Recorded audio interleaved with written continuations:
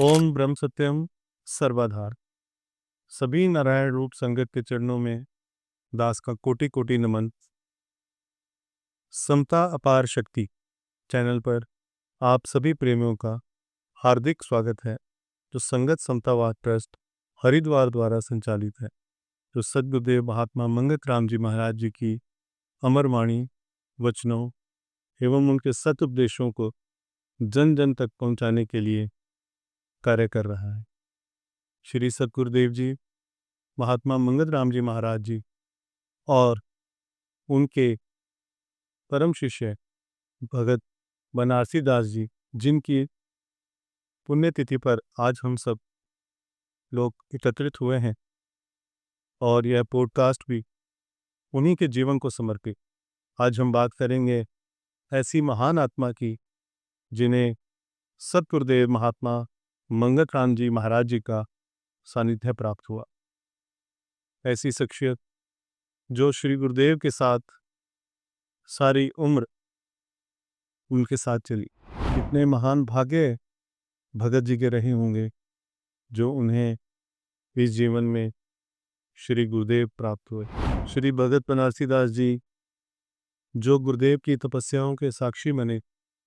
गुरुदेव जहाँ जहाँ जाते, वो बियाबान जंगल, वो अंधेरी रातें, ना उन्होंने कभी धूप देखी न छाँव, ना बरसात देखी, हर वक्त गुरुदेव के साथ साथ रहे।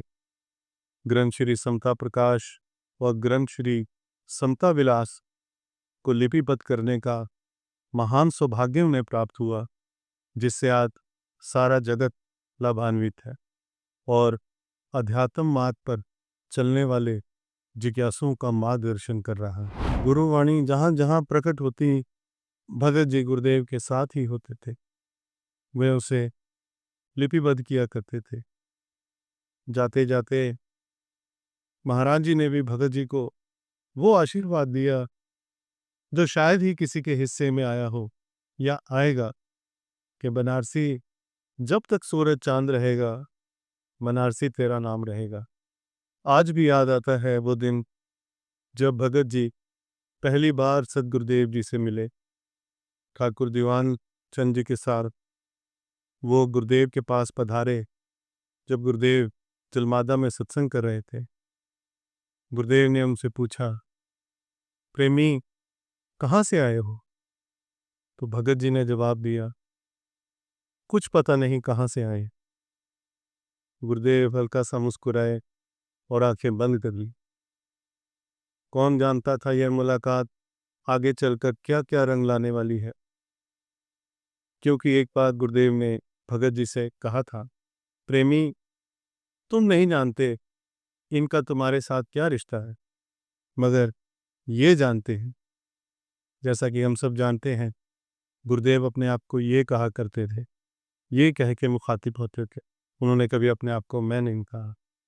तो गुरुदेव ने भगत जी से कहा था, प्रेमी तुम नहीं जानते इनका तुम्हारे साथ क्या रिश्ता है, मगर ये जानते हैं।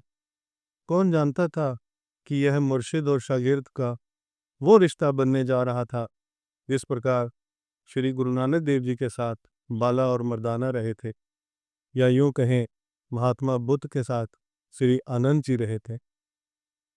कौन जानता था कि श्री महाराज जी का और भगत जी का जो रिश्ता है, वो आने वाली नस्लों के लिए एक उदाहरण, जिंदगी जीने का सलीका, उनके आपस में हुए वार्तालापों की गाथा, जो हम सबको आज भी प्रेरणा करती है, उसकी एक कहानी लिखी जाने वाली थी। कौन जानता था कि ये दो महान हस्तियां आने वाले संसार में जो सत्य के जिज्ञासु होंगे, जो आध्यात्मिक मार्ग के चाहवान होंगे, उनको मार्गदर्शन देंगी। सद्गुरुदेव महात्मा मंगत राम जी तो जन्म सिद्ध तो थे ही, मगर इस जन्म में उन्होंने अध्यात्म की उस अवस्था को प्राप्त किया, जिस अवस्था को पाकर फिर कुछ और पाना बाकी नहीं रह जाता। तो आओ प्रेमियों, आज हम भगत जी की अमूल्य सेवाओं के बारे में सुनते हैं। प्रेमी बिहारी लाल ऋषि जी के सुपुत्र मेजर श्री पीताम्बर लाल ऋषि जी से उनके गृह निवास पर। तो प्रेमी जी, सबसे पहले बहुत बहुत धन्यवाद जो आपने अपने कीमती समय में से हमें समय निकाल कर कृतार्थ किया। और सबसे पहले अगर हम बात करें भगत बनारसी दास जी की, तो आप भगत बनारसी दास जी के जीवन के बारे में, जो उन पर गुरुदेव का आशीर्वाद था, उसके बारे में आप संगत को क्या बताना चाहेंगे? बाबा जी के एक अद्वितीय शख्सियत हुए हैं जो उनके ज़िंदगी पर नज़रसानी करें तो ये चंद अल्फाज में मैं ज़िक्र करना चाहूँगा। वो इस प्रकार है कि ईश्वर विडंबना ऐसी है कि अधिकतर जितने भी सतपुरुष हुए हैं जी उनका पिताजी का साया शुरू में ही उनसे मैंने वो वंचित हो गए जी और उनकी परवरिश जो है उनके भाइयों या उनके रिश्तेदारों या भाइयों ने की। जी और हमारे बाबा जी भी उस श्रेणी में आते हैं। जी उनकी भी पिता की छोटी उम्र में ही मृत्यु हो गई और उनकी परवरिश उनके भाई और माता जी ने की। 18-19 साल तक तो पढ़ाई में गुजरे जी और जवानी चढ़ती है तो इसमें भोगों की विलासिता जो है ये बढ़ती जाती है। जो जो जवानी आती है तो भगत जी भी कोई इसी श्रेणी में पड़े, आम लोगों की श्रेणी में ही।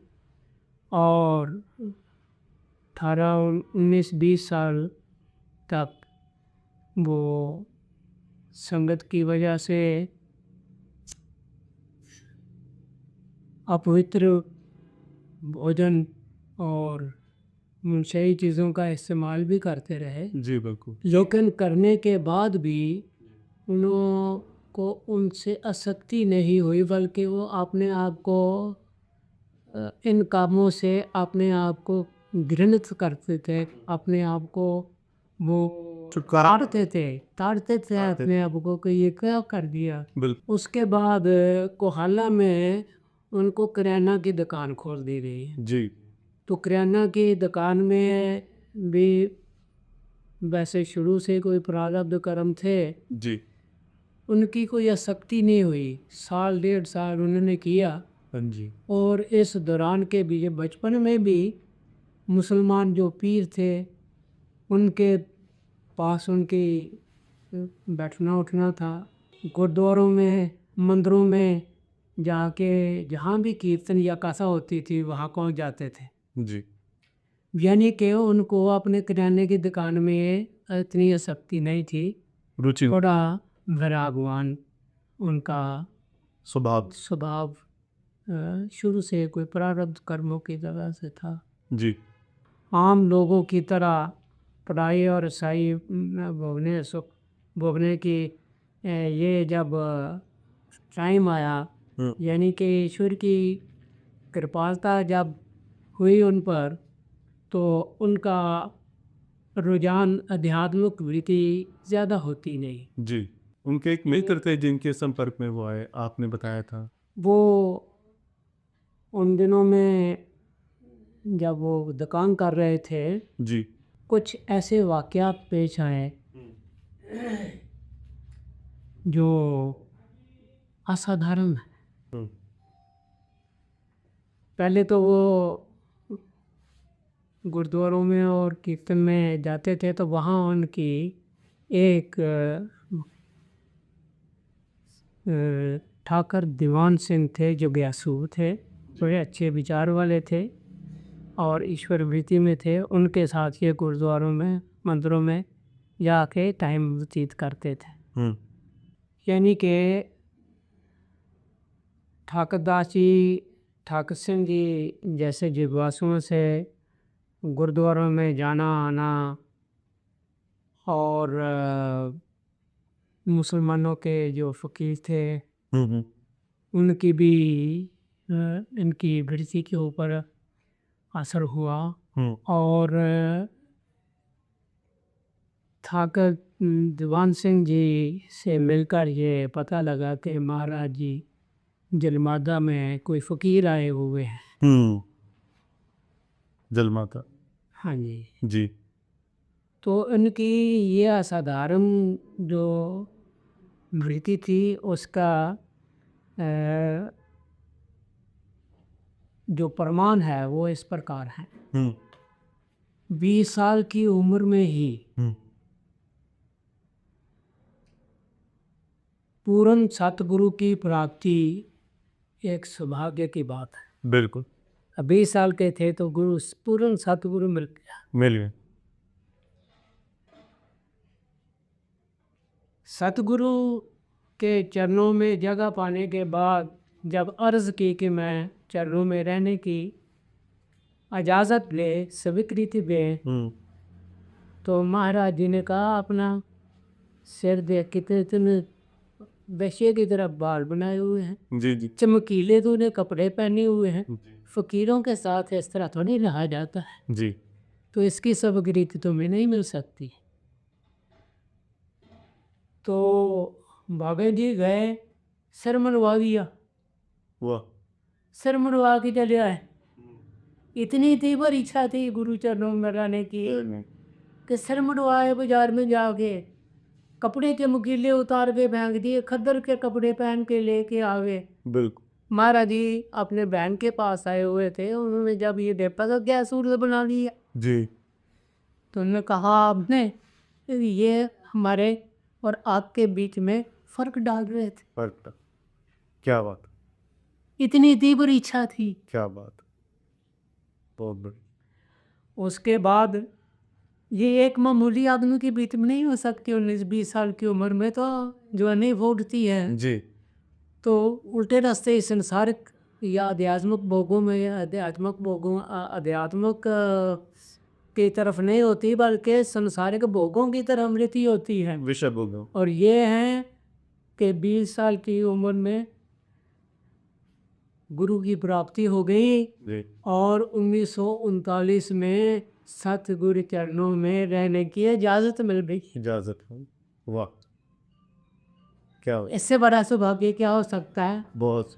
और ऐसी अच्छी जो अध्यात्मक संसारक से आध्यात्मिक वृद्धि की तरफ जाने का जो संयोग है इस उम्र में, तो एक असाधारण सी बात है। 20 साल की उम्र। जी। 23 साल की वर्ष की उम्र में गुरु के चरणों में प्राप्ति हुई भी। 3 साल महाराज जी ने इनको लटकाए रखा। पहली दफ़ा जब गुरु चरणों में गए तो उन्होंने कहा अभी तेरी उम्र छोटी है, ये तेरी उम्र नहीं है, जब प्रयास कर रहा हूँ, जब टाइम आएगा तो कोई तेरी आके राज नहीं कर सकेगा, हम गुरु नहीं हैं। ये महाराज जी ने कहा, जवाब दिया। अच्छा। दूसरी जब उन्होंने प्रार्थना की तो उन्होंने कहा मेरा बख्श है, चांदनी बख्श में सोचेंगे। हाँ जी। तीसरी बार जब उन्होंने प्रार्थना की तो महाराज जी ने स्वीकृति दे दी। जी। और पैसे देता थे। उस वक़्त 23 साल की उम्र थी। जी। 1916 में जन्म हुआ, 1939 में गुरु चरणों में स्थान में। तप के दौरान तब जंगलों में महाराज जी ने अपने चरणों में रहने की स्वीकृति दे। सबके।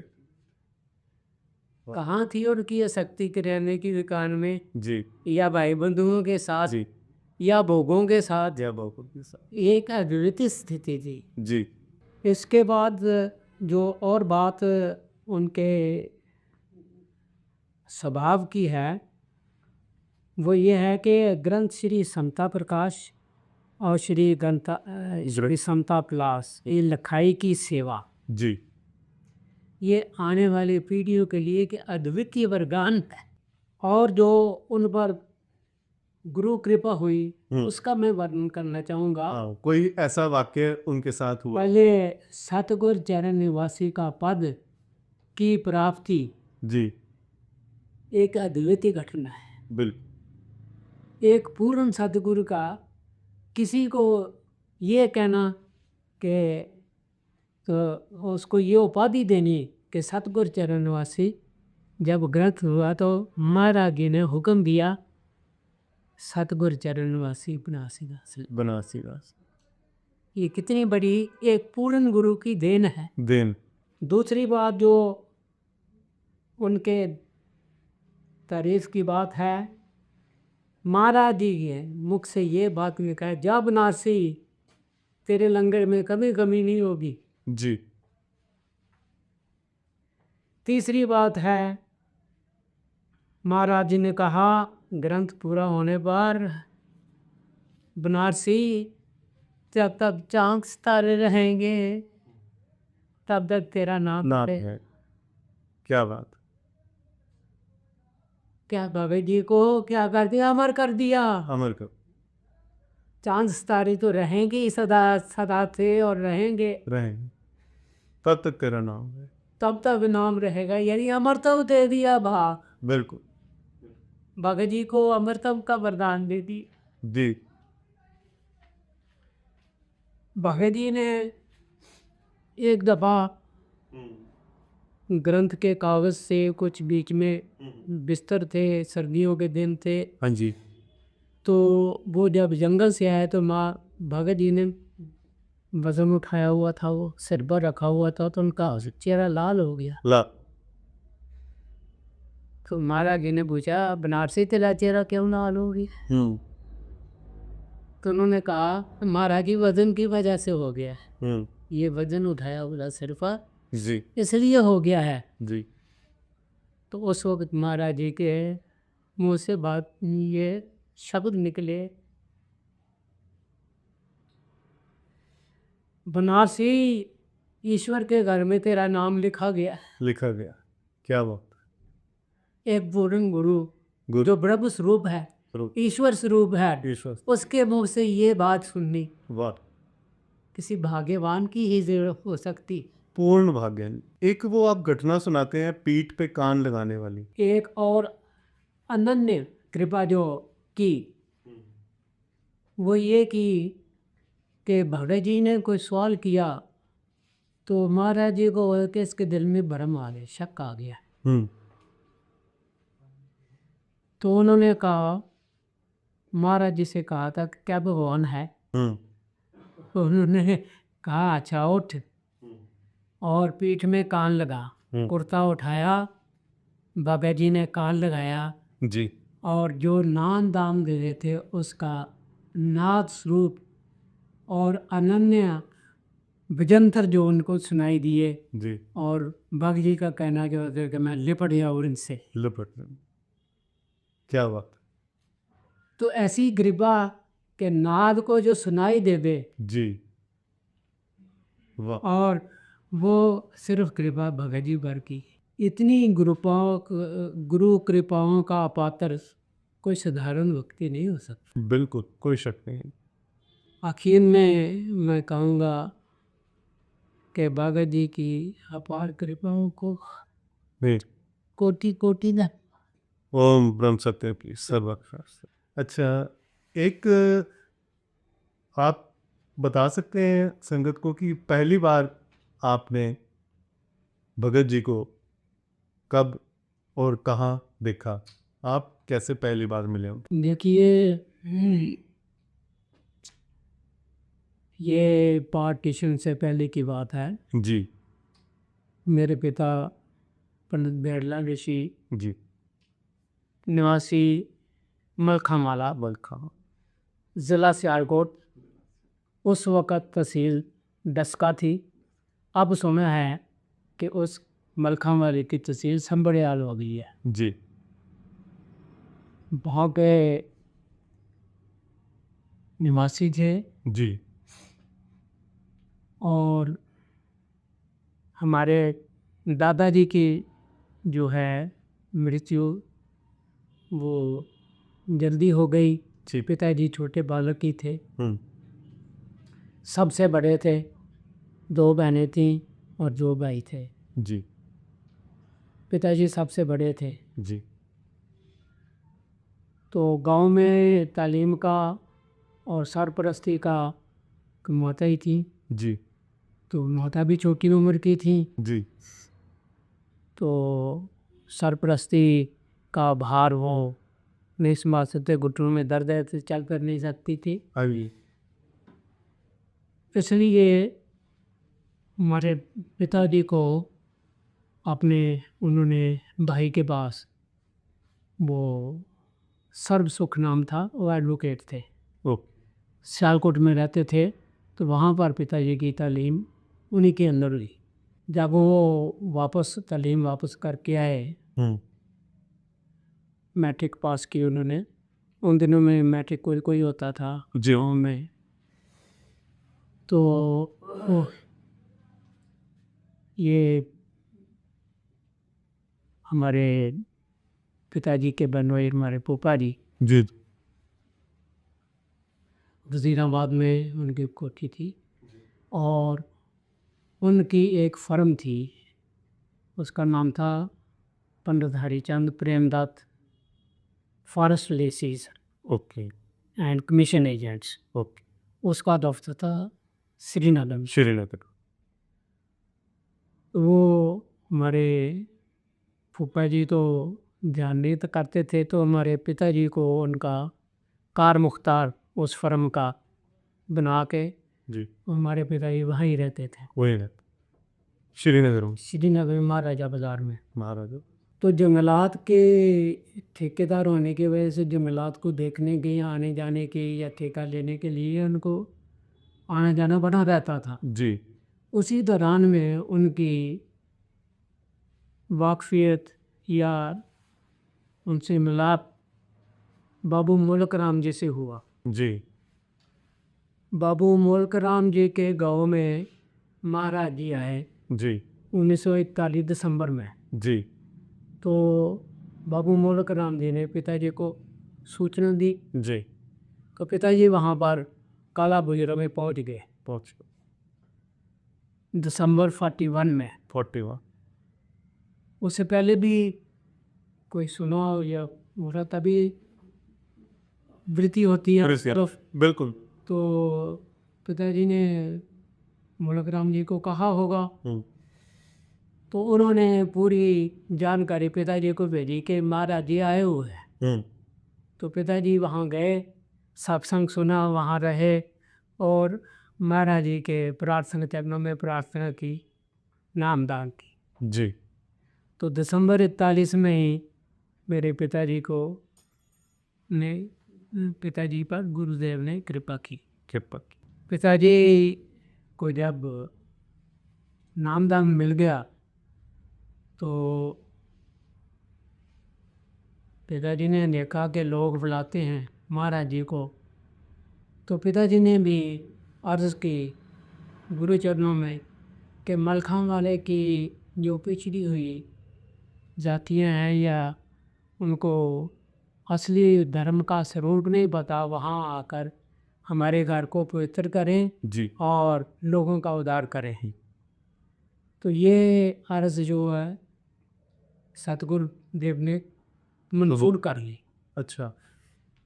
और 1946 में 13 अगस्त को 12 तारीख को वो वहाँ से चले कानून से, और 13 तारीख को हमारे घर मक्खन वाले में वो पहुँच गए।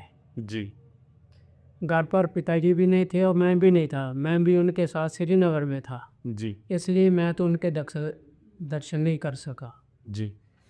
15 दिन वो घर में ही रहे।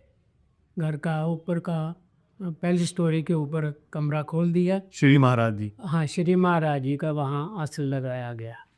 जी।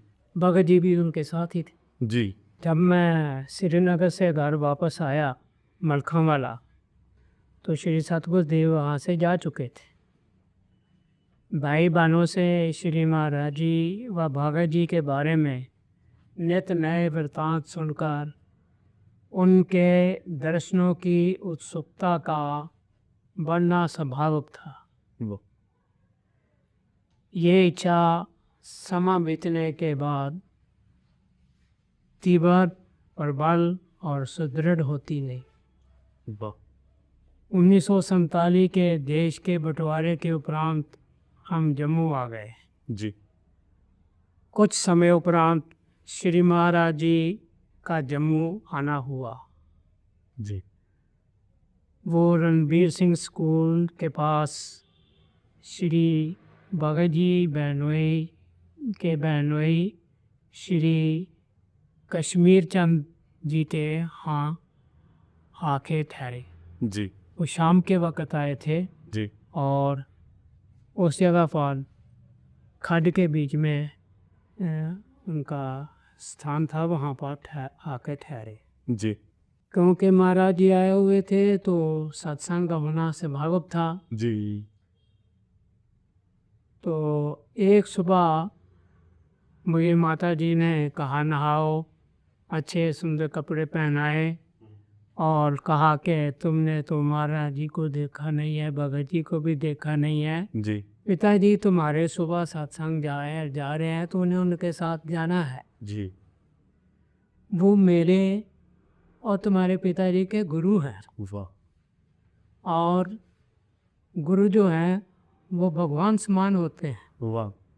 वहाँ जाके उनको प्रणाम करना, उनके चरण छूना वाह। और कोई शोर न मर करना और कोई शरारत न करना। क्या बात। महाराज जी के ठहरने के स्थान पर पहुँचने पर जूता उतार कर कमरे में दाखिल हुए तो बहुत से प्रेमी बैठे हुए थे।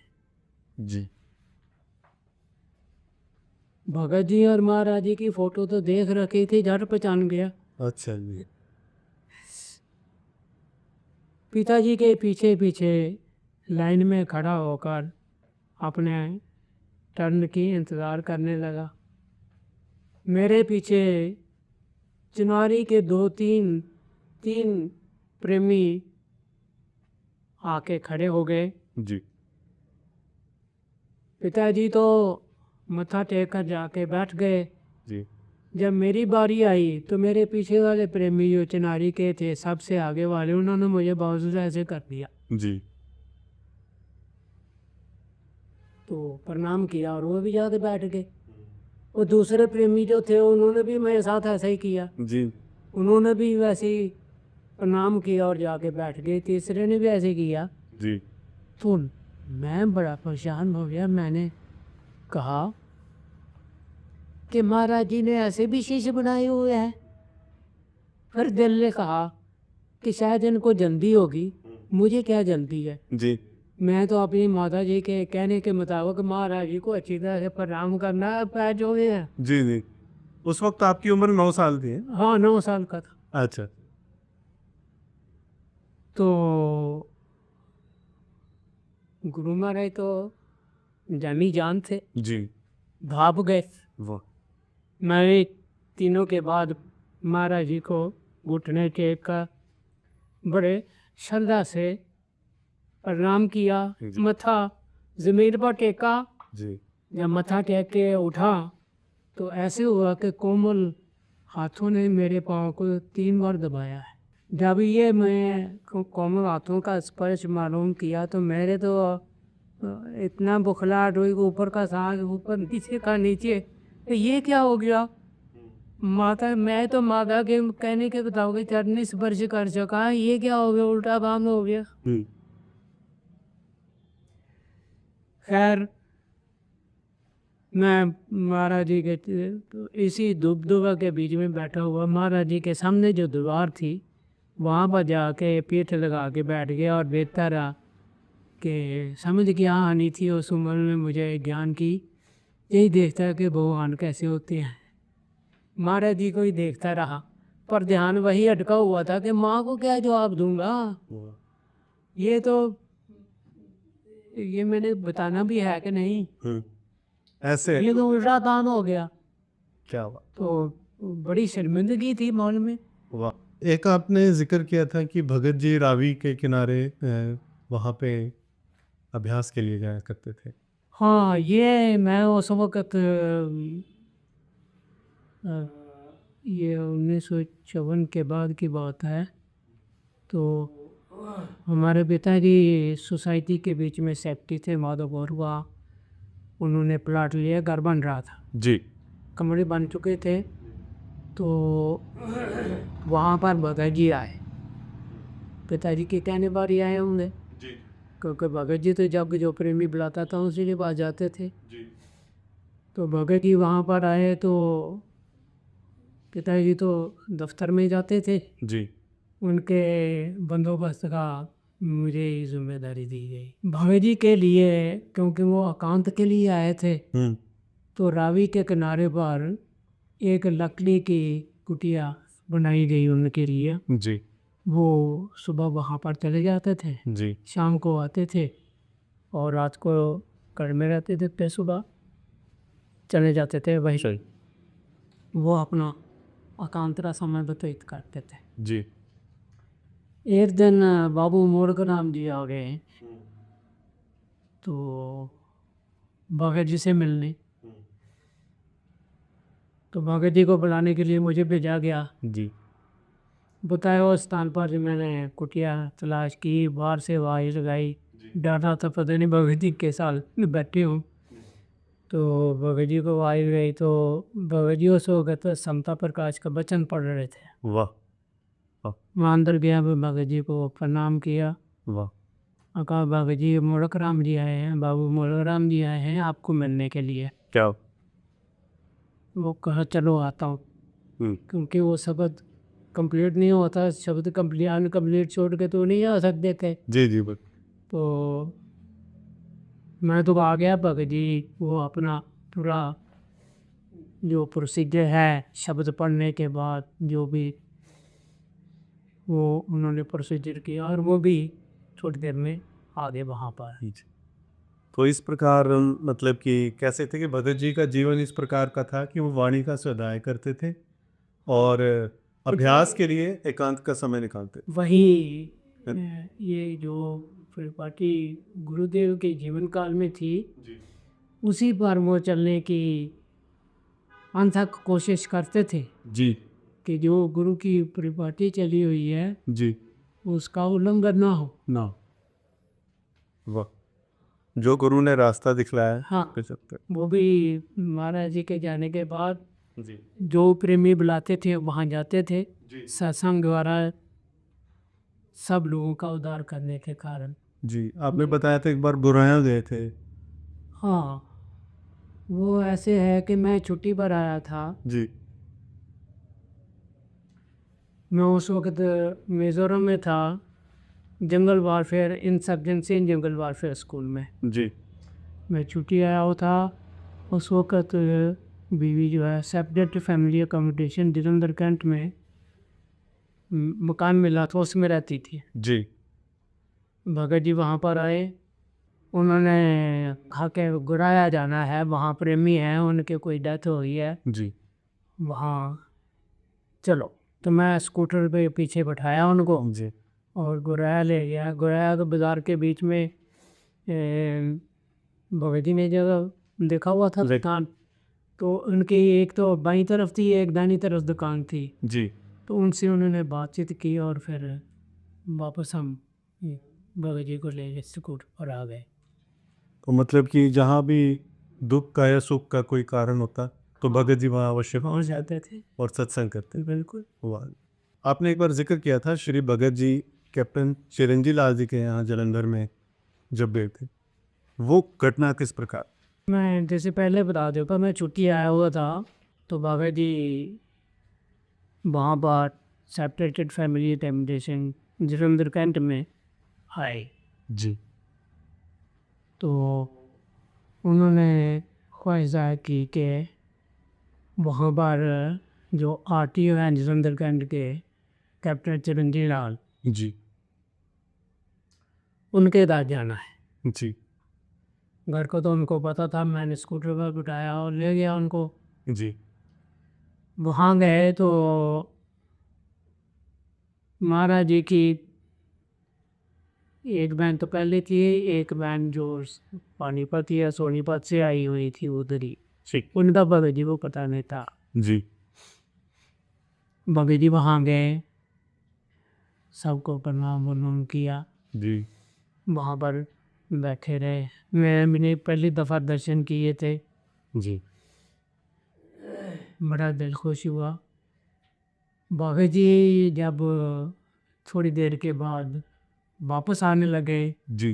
तो उन्होंने 2-2 रुपए उन दोनों बहनों को दिए वाह, क्या बात। कि फिर मुझे महसूस हुआ कि महाराज जी भी ना अ, एक मुसलमान दूध देने वाला था जो दूध देता था तप के दौरान में, क्या। वो मिला था तो उन्होंने भी 2 रुपये का अपना बहन को 2 रुपये दे दो। जी जी जी बिल्कुल। और एक और था, वो भी मुसलमान था, उसने भी अदाब किया और महाराज जी ने पूछा क्या करते हो, कैसे गुजारा होता है, जी तो फिर उससे भी 2 रुपये दिलाए। जी। तो मैंने कहा ये भगत जी ने उसकी महाराज जी की प्रॉपर्टी को कायम रखने के लिए वाह ये काम किया है। वाह जी वाह, बहुत। तो श्री महाराज जी की परिपाटी भगत जी ने बड़े हाँ भाई, सुंदर तरीके से निभाया। हाँ जहाँ तक हो सके निभाते थे। ये बात है। और समता के प्रचार प्रसार में, लिटरेचर के संदर्भ में भगत जी ने किस प्रकार काम किए। जहाँ भी सत्संग होता था तो प्रेम भी बुलाते थे उनको, जी और वहाँ वो जाते थे। जी आपने जो 70-80 लेटर उन्होंने मुझे लिखे हैं, जी जी उनके बीच में वो हर वक्त देखते थे कि मैं यहाँ जा रहा हूँ, इतने दिन ही वहाँ रहूँगा, इतने दिन वहाँ रहूँगा। वाह और जब आना होता था तो मुझे लिखते थे कि इस तरीक को आपको मिलूँगा। मिलूंगा, क्या बात। जब भी वो आते थे करनाल में तो वो एक उन्होंने कॉपी रखी हुई थी जिसमें वो लिखते थे उर्दू में। उर्दू में, हाँ। वो वो मुझे दे जाते थे जी और कहते थे कि इनका हिंदी अनुवाद करो, वाह, क्या हिंदी में लिखो। क्या बात। कुछ मैं लिखता था, कुछ मैं बोलता था, तो उर्दू में होते थे, बच्चे तो पढ़ नहीं सकते, मैं बोलता था, बच्चे लिखते जाते थे। क्या। और वो जब उन्होंने पब्लिश करानी होती थी तो उन्होंने फिर मुझे लेटर लिखा वाह, कि ये कॉपी नहीं और ये जो अनुवाद किया वो भेजो। क्या था। हाँ, उसमें खातिन जो जिक्र किए कि मिल गई है। तो इस प्रकार आपके परिवार द्वारा भी पूरी सेवा उस वक्त आपको मिली। बड़ी कृपा थी उनकी, जो उन्होंने मुझे सेवा के काबिल समझा। नहीं, बिल्कुल। तो प्रेमी जी, भगत जी के जीवन को देखकर आप आज के जो युवा पीढ़ी है या और तमाम संगत है उसको क्या संदेश देना चाहेंगे कि भगत जी के जीवन से हम क्या शिक्षा ले सकते हैं। भगत जी के जीवन के ऊपर अगर नज़रसानी की जाए जी तो पहले तो ये है कि संसार से विरक्ति, संसार की असारता को समझते हुए ऐसे वृत्ति, इसको इनके भोगों से ललायत ना होकर भोगों के जो आर्जी सुख हैं उनकी तहकीकात करके जी जो आध्यात्मिक तत्व है जो ना तब्दील होने वाला है बिल्कुल। और जिसको कई नामों से पुकारा गया है जी और आत्मा कह के भी पुकारते हैं, उस आत्मिक तत्व को अपना आप समझे वाह, और देह को एक कैद खाना समझे। क्या। पर इस इल्म की आजकल कोई कदर नहीं है।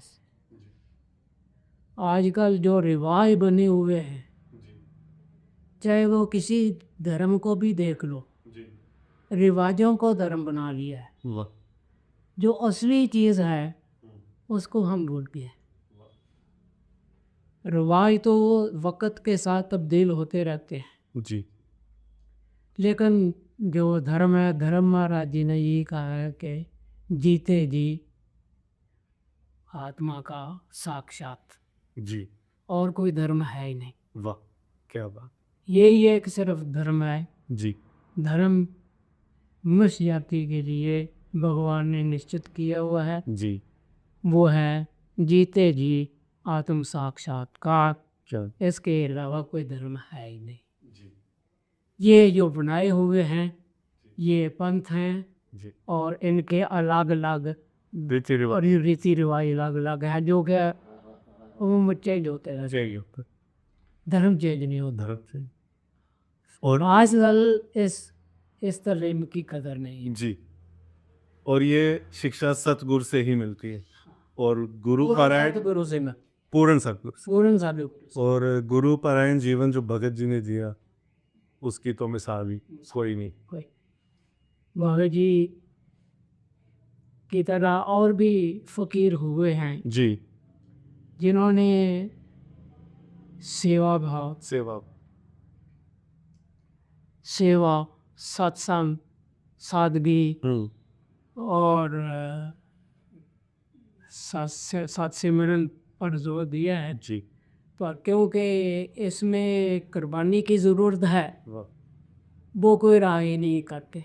वाह त्याग करके कोई राजी नहीं है। क्या सब ग्रहण के मालिक हैं। वाह और गन तो मुश्किल है। जैसे आप जिक्र करते हैं हनुमान जी का। हाँ, गुरु हुए हैं, मिसाल तो कई के भगत जी ने दी अपने जीवन की। जी 16 साल गुरु चरणों में रहे, जी जी और गुरु की संगत की सेवा भी गुरु संगत ही समझ के उसी उसी श्रद्धा से की। वाह क्या तन मन धन अर्पण कर दिया। क्या मिसाल के तौर पर हनुमान जी ने गुरु गुरु की सेवा का जो प्रमाण भी शिष्य होने, शिष्य गुरु के तय शिष्य होने का प्रमाण दिया। जी फिर गुरु अंगद देव हुए हैं, वाह अपने बेटों को गुरु नानक देव जी ने कभी नहीं दी। जी प्रेम था गुरु का, बेटे से ज़्यादा प्रेम था। जी अंगद देव जी को प्रतिभा हो हुक्मरान दिया, जी और अमरदास हुए। वाह क्या जब गुरु के लिए पानी लेने जाते थे, क्या उल्टे पाँव जाते थे, क्या गुरु की तरफ पीठ नहीं करते थे। क्या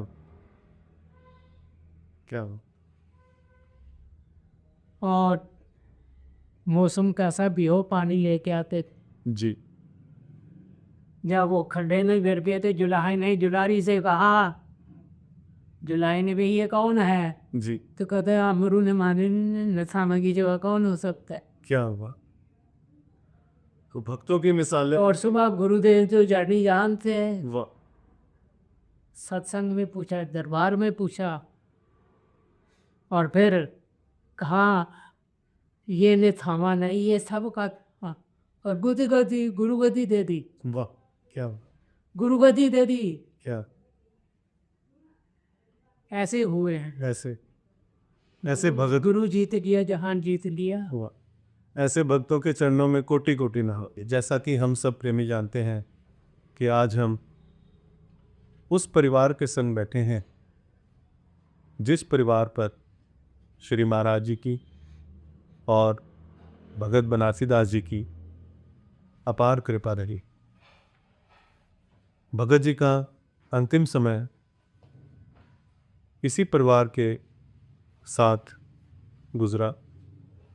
भगत जी ने अपने अंतिम क्षणों में इस परिवार को जो आशीर्वाद दिया, और उस समय जो घटना घटी वो हम प्रेमी जी से अवश्य सुनना चाहेंगे कि वो क्या घटना घटी और किस प्रकार भगत जी ने अपने अंतिम श्वास यहाँ पर ली? महाराज जी भगत जी जब भी आना होता था तो खत लिख देते थे कि ऐसे तारीख को आ रहा हूँ। कई बार तारीख नहीं भी लिखते थे क्योंकि जिस प्रेमी के पास वो होते थे उनके अनुग्रह से उनकी बात भी मान लेते थे। मैं उस वक्त सेक्टर 14 में 124 नंबर कोठी के बीच में किराएदार था और रिटायर होने के बाद NDRI करनाल के बीच में सिक्योरिटी अफसर का काम कर रहा हूँ। जी। जब मैं दफ्तर से आया तो भगत जी को घर में विराजमान पाया। वाह।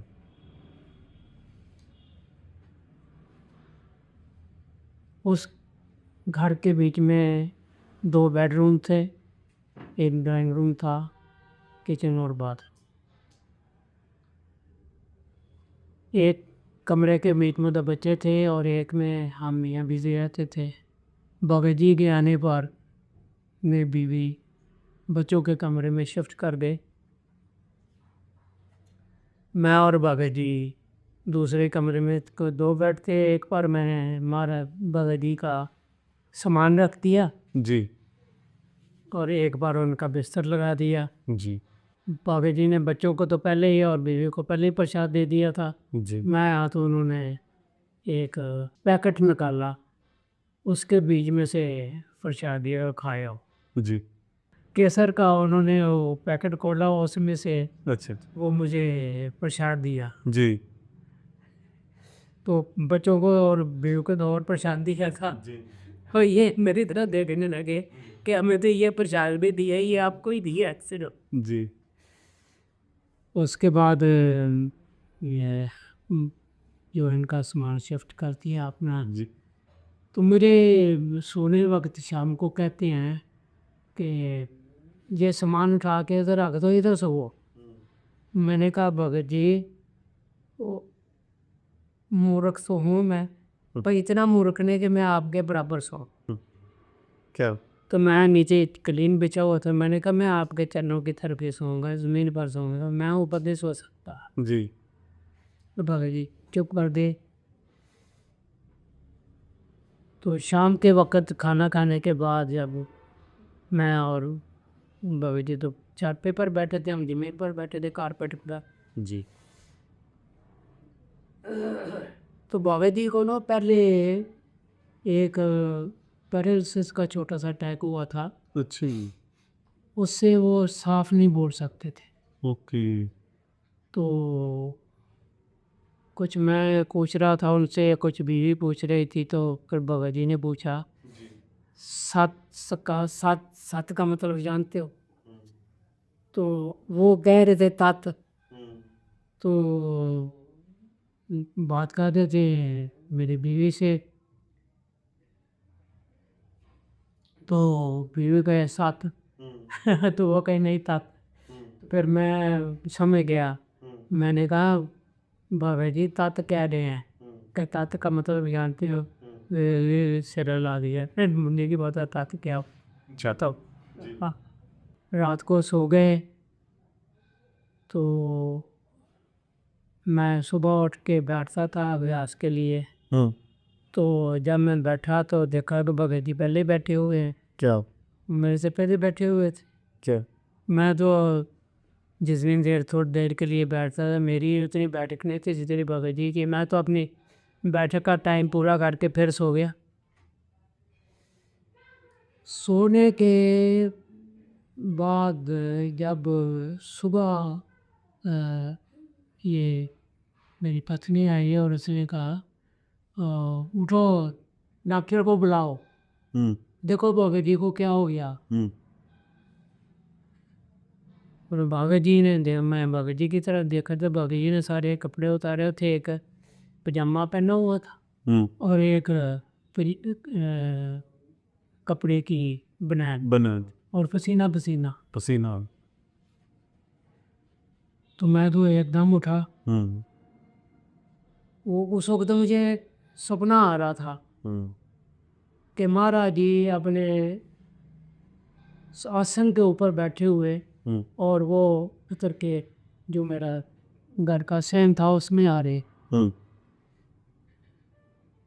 मैंने और ये क्या हो गया, महाराज जी आए। मैंने इसको कहा, बीवी को, सुमन को कहा कि देखो भगत जी ने महाराज जी को मेरे घर का रास्ता दिखा दिया। क्या हुआ? तो कहते ये बातें बाद में करना, तो जाओ डॉक्टर को लेके आओ।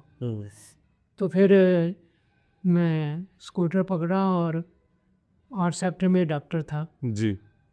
वो आर्मी का रिटायर्ड डॉक्टर मेजर था, हम्म डॉक्टर था। तो वो उनको लेके आया, उनके घर गया तो उनको मैंने बताया कि ऐसे ऐसे है। तो उन्होंने कहा मैं 2 मिनट में, उन्होंने अपना गाउन पहना और स्कूटर पर बैठे हैं, फटाफट भगत जी के पास गए। उन्होंने कहा इनको डॉक्टर के पास ले जाओ, इनको हार्ट अटैक हो गया। ये देखें कितना पसीना आ रहा है इनको। जी। और भगत जी गरगौरी थे बड़ी, बिल्कुल। तो लेटे। मैंने कहा भगत जी मैं भगत जी करता। तो भगत जी बाकी ये हार्ट तो बाई तरफ होता है, तो भगत जी दाई तरफ कहीं दर्द है। तो मैंने इधर किया, उनके छाती के ऊपर बड़े बाल थे। तो मैंने और भी ना लगाऊं कि ये बाल उखड़ जाएंगे, इनको दर्द पहले ही दर्द है। और तकलीफ हो। हाँ। तो फिर मैंने कहा भगत जी ये तो ठीक नहीं हो रहा। वो कहते नहीं नहीं बेगाना आ गई है, आगे भी होता है। सोडे की बोतलें मंगा। अच्छा। मैंने दोनों लड़कों को कहा ये लो पैसे, तू इस बाजार में जा, तो इस बाजार में धुंध बड़ी थी, हाथ को हाथ नहीं सोचता, बड़ी सर्दी सर्दी थी। और विजिबिलिटी तो बिल्कुल एक गज भी नहीं थी। जी। बच्चों को भेज दिया, ये बेचारे भी। मैंने कहा जैसे मर्जी हो दुकान खुला के लाओ, किसी से क्लियर कर कोई ये लेके आओ। सोडा लेके आ। सोडा लेके आ गए ये बच्चे। उन दिनों में तो लोग 4 बजे दुकानें खोल लेते थे। जी। आजकल ही ये कानून बनाया कि इतने बजे से दुकान नहीं खुलेगी। तो वो आगे तो भगत जी ने चाहे पी ली वो, पर आराम नहीं आया। मैंने कहा भगत जी आपको तकलीफ बड़ी है, हॉस्पिटल जाना। को मैं नहीं देख सकता। जी। मैं तो देख रहा हूँ, मेरे से बर्दाश्त नहीं थे, आपको पता नहीं कितनी तकलीफ हो रही है। जी। वो कहते हैं नहीं नहीं आखिरी टाइम है, मुझे ना अपना आखिरी टाइम आराम से गुजारने दो। अच्छा।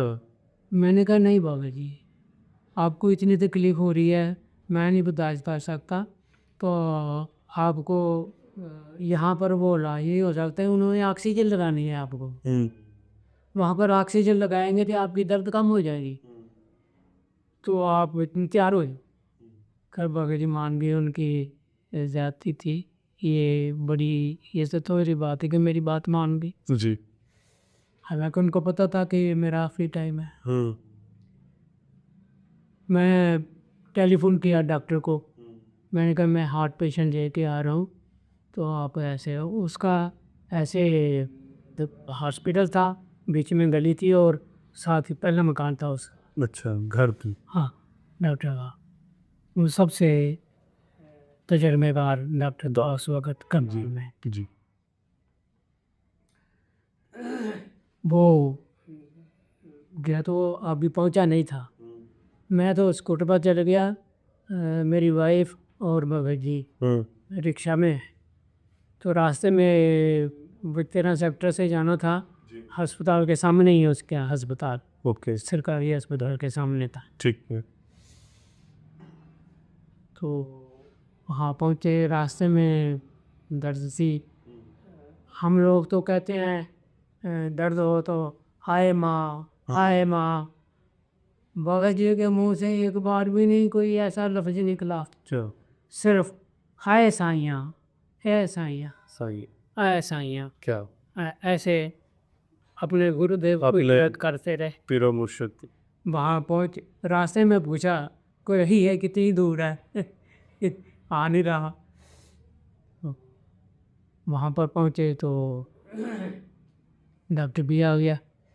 डॉक्टर ने आके कहा दवाइयाँ ना हो, ये उस हाथ की दुकान थी, जी उनके अस्पताल से निकलती पहली दुकान थी, उसमें मैंने दवाइयाँ दी, उसको दी, उसने तो डिप लगाया, फिर इसके बीच में वो दवाइयाँ डाल ली, जी भाभी जी को नींद आ गई। मैं बड़ा खुश हुआ और गैस भी लगा दी, जाते पहले काम जाता आग के लगाई। से तो ये दोनों करके फिर उन्होंने वो टेस्ट किया। टेस्ट ईसीजी वगैरह। हाँ ईसीजी आपने देखी। जी जी है और बाकी जी को फिर वो नींद आ गई। बाकी जी तो खराटे मारने शुरू कर दिए। जी तो मैंने कहा बीवी को, लड़का भी था साथ में, जी ये दोनों को छोड़ के मैंने कहा कि और दवाइयों की भी ज़रूरत पड़ेगी घर में, जितने उस वक्त तो जल्दी में थे, पूरे पैसे भी नहीं थे, बीवी के पास जितने पर्स में थे उतने ही थे, उतनी उसकी दवाइयाँ ले ली। बिल्कुल। मैंने कहा मैं पैसे लेके आता हूँ। उस वक्त क्योंकि मैं एनडीआरए में था, मेरी तनख्वाह भी एनडीआरए के अंदर ही स्टेट बैंक की ब्रांच थी, ओके उसमें था। मैंने कहा मैं उधर से लेके आता हूँ। जी मैं स्कूटर पर आ गया, जी उधर से नज़दीक है जी एनडीआरए अस्पताल जिसमें बाबा जी थे। ठीक है। तो वहाँ पर अभी वो तो ये नहीं कि मेरी ज़रूरत के मुताबिक बिल्कुल बैंक खोलता हो तो 10 बजे बोलता है, तो 10:30 बजे अपने सर। पे काम शुरू होता है उनका। जी पहले वो चेक करते हैं, वो सारा कार्रवाई करते हैं। जी तो वहाँ पर जो मेरा असिस्टेंट था वो कहता है आप इधर ठहरो, आपके हाल से मुझे दवाई नहीं ठीक दे रही, जी मैं लेके आता हूँ। जी तो वो मेरे से चेक लेके गया और वो मैं, क्योंकि किसी चीज़ की इतला करने तो बड़ा टाइम लंबा दिखाई देता है, बिल्कुल तो मैं कहता था कि जल्दी आए, और टाइम गुजर नहीं रहा था। तो टाइम तो ज़्यादा बैंक ना खुलते पैसा नहीं मिल रहा था। जी खैर मैं वो 10 बजे के बाद वो आ गया, पैसे दिए। मैंने कहा अच्छा मैं आज नहीं आऊँगा, आप संभाल लेना काम। जी मैं वापस आया तो ये बीवी और वो रो रहे थे। मैंने कहा क्या हुआ? कहते हैं बाबा जी गए। जी बाबा जी गए, बाबा जी ने उठी, मैं बाबा जी का उल्टी के लिए उठे तो मेरे लड़के ने ना चिमची आगे की, जी तो बाबा जी ने उल्टी की और उनके दांत नकली थे, वो गिर गए बीच में। जी ये इतना मुझे बताया मेरी बीवी ने। जी फिर इनका पता लगा मेरी भी हालत ज़्यादा ख़राब हो गई। सुनो मैंने कहा अच्छा मैं टैक्सी लेने के लिए चला गया। जी मैं कार लाया, टैक्सी बाबा जी के लिए, बाबा जी को पीछे लंबे उसमें डाल दिया। जी टैक्सी ड्राइवर था, फिर वो जो असिस्टेंट होते हैं जी अस्पताल के, उनसे मिल के वज़न भारी हो जाता है। जब पुराने के जाते वज़न भारी हो जाता है, उनकी मदद से फिर के आज के बाबा जी को पिछली जो सीट थी उस पर लटाई। लिटाया और मैं अगली बार बैठा। वाइफ शायद कहा मैं घर ना जाए जी, बैठ इनको संभाल। हम घर वाले बाबा जी की बाड़ी को घर ले आए। जी घर पर वो जो ड्राइंग रूम था उसमें जी उनको ठीक लेटा दिया। जी मैंने कहा अच्छा अब संगत को पता। जी उन दिनों में टेलीफोन नहीं होते थे, आजकल तो हर एक के पास है। उस वक्त जाना पड़ता था पोस्ट ऑफिस में टेलीफोन करने के लिए। जी तो जो लोकल होते थे वो तो मालूम काम था उससे कर दिए, तो ये तो ज़्यादा थे, इसलिए मैं गया वहाँ पर। पोस्ट ऑफिस में। पोस्ट ऑफिस में पोस्ट जाने से पहले मैंने कहा अब टेलीफोन नंबर जो मेरे पास थे कुछ बाबा जी की मैंने डायरी निकाली। उसके बीच में जो नंबर लिखे हुए थे वो पहले तो सबसे मैंने किया तिधर सानी को, अच्छा तिधर अम्बाला। सानी जी हाँ सानी। जी तो वो एक्सरसाइज पर थे, जी वो एक्सरसाइज पर थे जी जी तो जवाब ना मिला। जी फिर मैंने सोनीपत किया, जी चमनलाल सैगल, जी इनको किया। जी इनको बताया कि ऐसे ऐसे जी अपने मगर जी की डेथ हो गई है। जी अपना एड्रेस भी दिया उनको जी कि यहाँ हूँ, यहाँ पर है। उसके बाद जगाधरी किया। जी जगाधरी में जगाधरी में सबसे पहले किया था। जगाधरी की लाइन डाउन थी, लाइन डाउन वो कहते नहीं जगाधरी नहीं हो सकता। जी तो फिर मैंने ये सैगल जी को किया है ना जी। फिर मैंने दिल्ली का एड्रेस मिला था इनका तलवार जी का, जी वहाँ पर टेलीफोन किया। जी उनकी बीवी ने टेलीफोन उठाया, जी कविता तलवार की बीवी। मैंने कहा ये ऐसे ऐसे बड़ी खबर है, बाबा जी की डेथ हो गई है। उन्होंने फिर सारा मेरा पूछा आप कौन बोल रहे हैं, कहाँ से बोल रहे हैं, सारा एड्रेस बताया। मैंने कहा ये अब दिल्ली वालों को सबको बताना आपकी ड्यूटी है। जी मेरे पास सारे के नंबर नहीं है जी और आपके तो पति सबको जानते हैं, जी तो आपने सारी संगत को बताना, दिल्ली वाली को। दूसरी बात यह है कि मेरा जो कनेक्शन जो लाइन है डाउन है जगाधरी जी, आप गोपी चंद को उधर टेलीफोन करो, उनको बताओ कि बाबा जी ऐसे। और ये उन्होंने भी सारा पूछा हुआ था, वो उन्होंने बता दिया कि ऐसे घर में है, जी घर नंबर 124-14 सेक्टर। हम करके यहाँ पर बड़ी पड़ी थी, वहाँ पर ज़मीन पर हम भी बैठ गए। बिठा दी कोई आए तो उस पर बैठ जाए। ओस पड़ोस की औरतें थी वो आ गई, वो बैठी। जी शाम के वक्त प्रेमी आ गए, ये जरा दिल्ली से भी आए, जगाधरी से भी आ गए। तो मैं वो सोकर थोड़ा अफसर था। मैंने कहा ये ना आए तो फिर इधर ही संस्कार करना पड़ेगा। जी तो मैं कहा बड़े मंडलियाँ जो हैं उनके लिए गया बाजार, जिनके पास वो मंडलियाँ काम करती थी, कि जब शमशान भूमि में जाएं तो आगे मंडलियाँ जो हैं भजन कीर्तन वो भजन कीर्तन करते बाबा जी को शमशान भूमि में ले जाए। जब मैं आया वहाँ से तो आगे संगत खड़ी थी।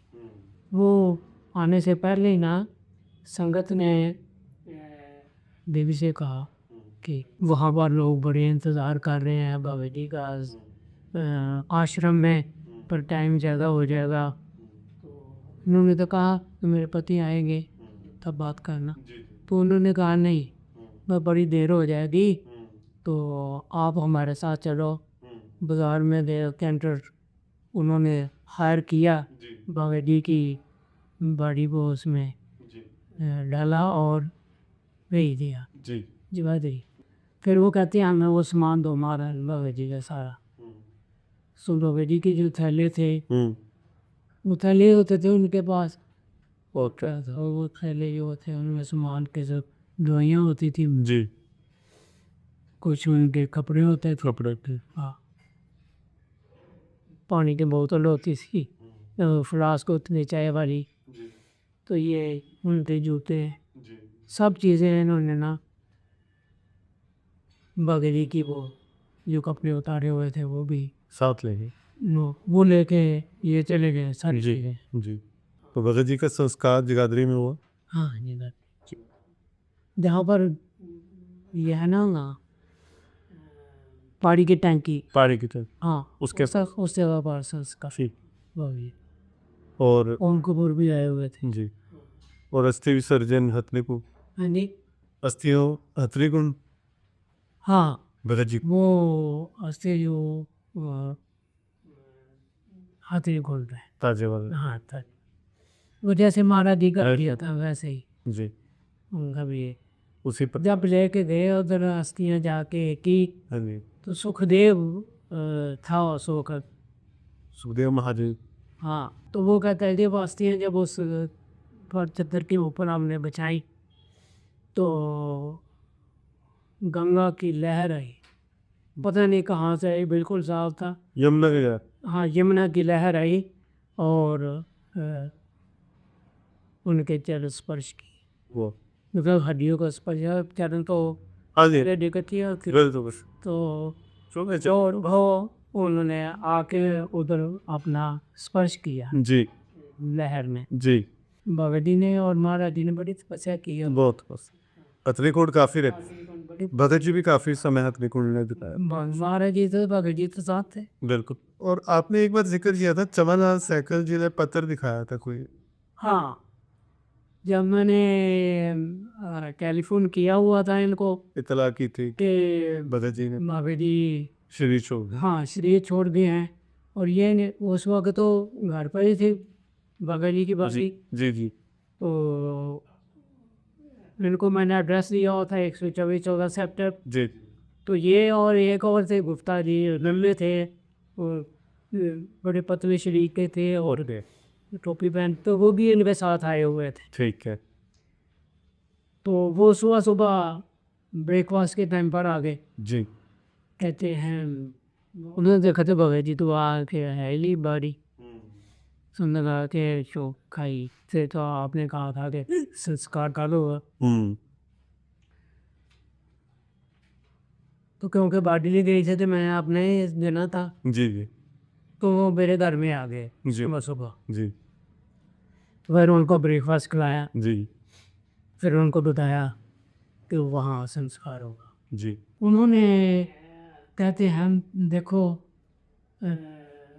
भगत जी ने ये खत लिखा था, क्या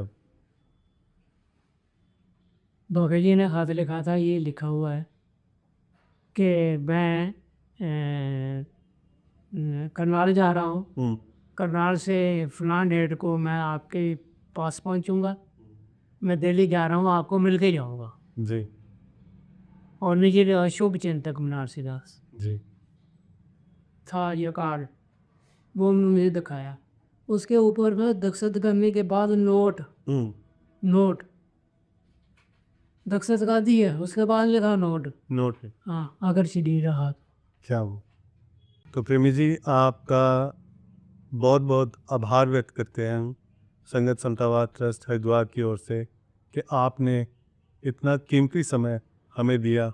इस उम्र में भी आप गुरुदेव की शिक्षाओं से इस प्रकार जुड़े हुए हैं जैसे कल की ही बात हो। तो हम तहे दिल से आपकी लंबी उम्र स्वस्थ स्वास्थ्य का हम सब मिलकर गुरुदेव से प्रार्थना करते हैं कि आपके स्वास्थ्य भी ठीक रहे और आपको सक मार्ग पर जो आप निकल पड़े हैं वो आला से आला मुकाम आपको हासिल हो। ओम ब्रह्म सत्यम सर्वदा। जी। इसमें शुक्रिया अदा करने की तो कोई ज़रूरत नहीं है, क्योंकि ये एक गुरुदेव और बाबा जी की तरफ से संविधाओं के प्रेरणा पैदा की गई है आपके दिल में, जो आप यहाँ पर कष्ट इतना करके आए हैं।